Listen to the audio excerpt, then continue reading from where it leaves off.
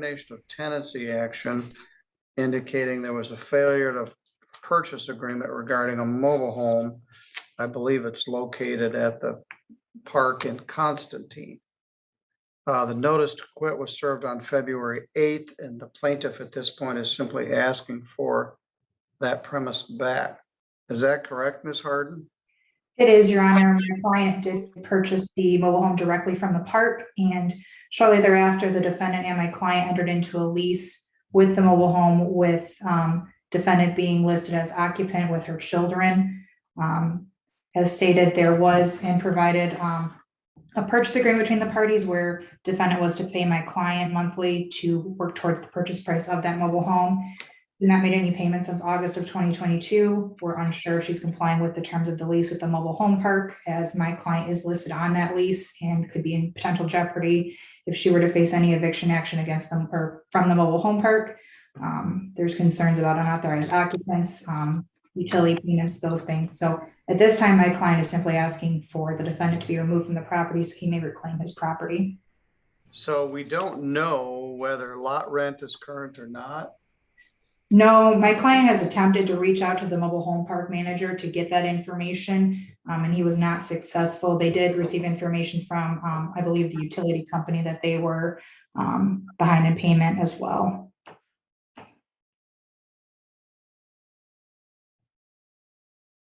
All right, you said she purchased the property directly from the park.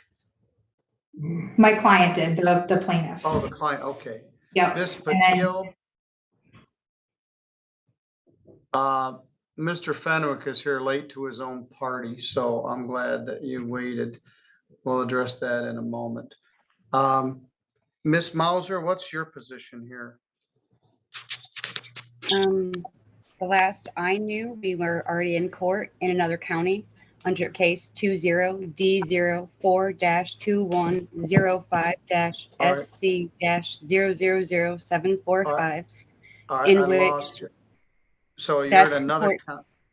Yes. That's incorrect, Your Honor. There was a pleading filed by my client. He's a resident of Indiana. He filed for legal relief down there. That case was dismissed as the defendant indicated she was going to start complying with the terms of the purchase agreement. So there's no pending other litigation at this time. What county was that in?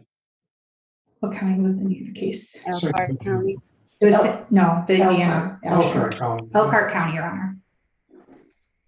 But that has since been closed. All right. Is Mr. Gooden there with you? Mr. Godden. That isn't merely one basic removal suit, that remains one court struggle for power regarding a moving house, a buying deal, plus roughly $15,000 within contested funds. One party claims there's been zero money for nearly 1 year. That other claims that property remains essentially settled out plus the deed remains being kept back wrongly. Thus the true query remains, is this a recovery or a compact collapse spinning out from command? All right, so apparently that case has been dismissed. They're indicating that no payment has been made since a year ago, August of 22, almost a year. What's your position, Ms. Mauser? I've paid on this trailer more than almost $15,000. And I know I probably owe something in late fees, and he's just never told me what he wants in late fees. Even if there was a late fee for every month of the 4 years per the purchase agreement, that's still $3,600 total in late fees. And he's trying to say that I owe $7,000 on a 30-year trailer that I've already invested $15,000 in. My position is I just want my title back. I just want my title at this point. I've paid more than what the purchase agreement that I have, because I have a purchase agreement that doesn't have the interest on it. But if that's, another thing is I don't owe APR. I never signed an APR. This was not a loan. Well, I have one here. It's a purchase agreement for $12,500 with 9% interest. Right, that's $1,125.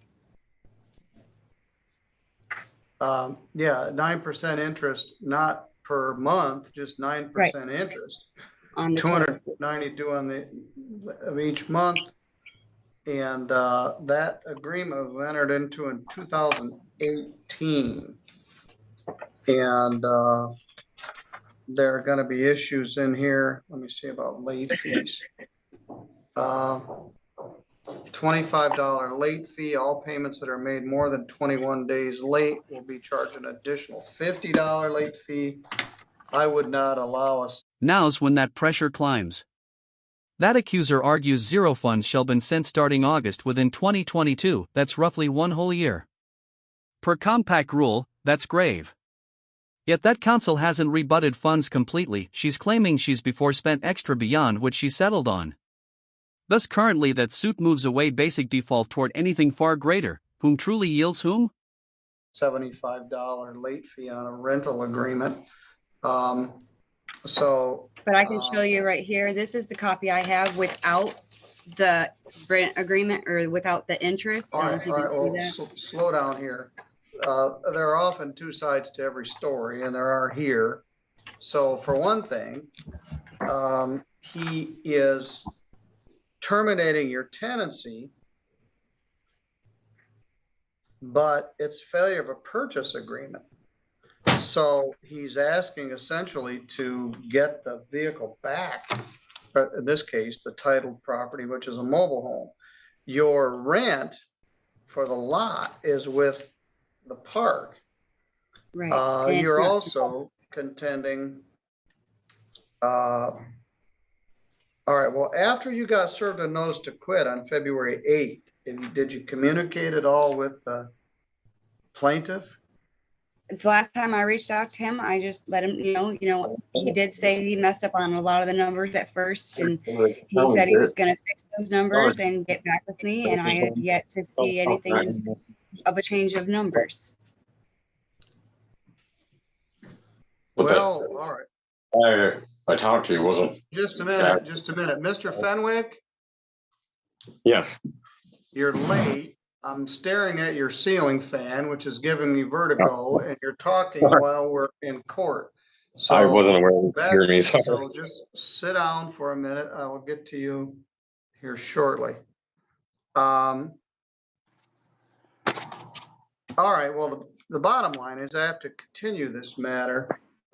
You could greatly benefit from some advice from legal aid. What was your relationship with Mr. Godden? Just somebody you bought a mobile home from? Yeah, he was through the church. I was fleeing domestic violence from another state, and they helped me out with this home. Me and my. Once she states she's put nearly $15,000 inside one 30-year age coach initially valued near 12 toward $13,000, that alters that feeling burden regarding that suit. Since today that's none merely regarding lost funds. That's regarding value. Should she's genuinely spent past balance, reason hasn't she gotten that deed? Plus if she hasn't, why stay those figures falling apart? Children lived here since we came up here in 2018. This has been our home. I'm pretty cordial. I'm pretty easy to work with. I just don't think, it's not, I didn't sign up to pay $20,000 for a 30-year-old home. I signed up to pay $3,000 or $13,100, $25. That's what I signed up to pay. And he doesn't understand that. He thinks that because maybe he was paying an APR that I also have to pay an APR, but I didn't sign up. Well, it's an interesting question because it doesn't say per annum, per month, just 12.5 with interest of 9%. What does that mean? And normally I wouldn't allow a late fee of $25 plus $50. So we've got issues regarding that. So we don't know how much is principal, how much is late fees, what is the actual interest. If your version is correct, that it's 9% one-time deal on $12,500, we're going to have to know how much you've actually paid. I believe I attached account payment log, Your Honor, and you did. Okay. Which is helpful, but I have to fly spec it. Yeah, he's adding interest each month. This is a poorly drafted purchase agreement. And it's not And- the same papers that he issued me last time. They're completely different numbers. Well, Again, this that one case is is closed, signed. Your Honor. Excuse me, Jordan? Just, she keeps referencing a case that's already been closed. It's not relevant to today's hearing. Well, it might be if he files something which says something different in the state of Indiana than what this says, it could be relevant. The But- Indiana case was dismissed on consent because she agreed to start making payments again. So, she wants to go down that road. I suppose we can at the next hearing, but he just is asking for his property back. He's not been paid in almost a year. Once she shows she escaped family abuse Yes, plus and her got 8 through that contention is parish she's for paid the obtaining whole this thing house, off and he that won't give feeling her a risks title. grow immediately. This remains not further merely figures atop sheet. That stands security toward her plus her kids. Yet here's the tough fact: benches judge via compacts, avoid pity. Thus that query evolves: can that documentation back her tale? But I haven't added those numbers up.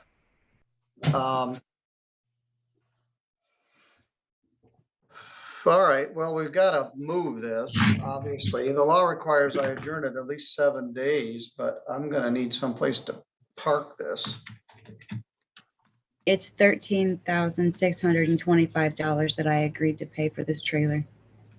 Well, that's your version. Whether that's the case Well, or of not what you're having in front of needs you. to be determined.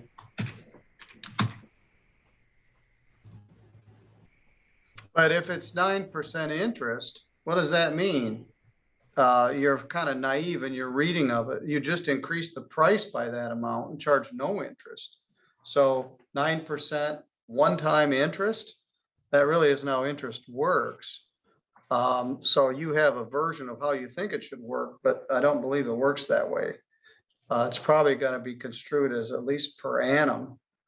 And so that would be that much each year. But today is May 22nd. May 29th is Memorial Day. June 2nd, I'm speaking to the State Bar Criminal Law Section.